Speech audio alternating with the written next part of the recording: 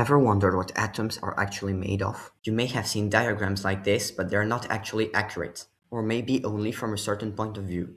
At the right scale, it would look more like this. But what is inside the nucleus?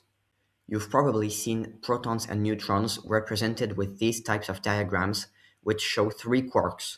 But this is not actually the case. In fact, a single proton contains dozens of quarks, antiquarks, and gluons. This might sound a little weird, but I find your lack of faith disturbing.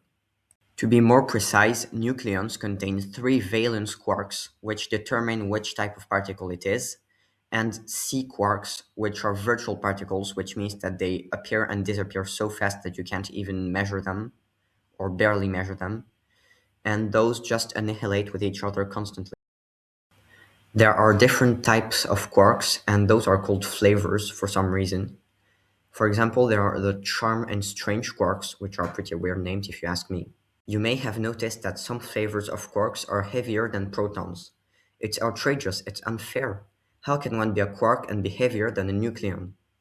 Quarks are bound by the strong nuclear force, which is caused by a property called color and is mediated through virtual gluons.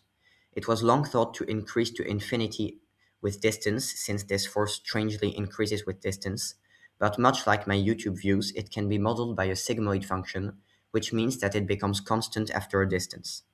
Past a certain distance between two quarks, the strong nuclear interaction has become so strong that it's more favorable to just spawn two more quarks-antiquarks and make them bond with the two previous quarks, making once again short-range bonds. This is known as color confinement and is why you can't find alone quarks even though you actually can. And as Newt Gunray would say, this is getting out of hand, now there's four of them.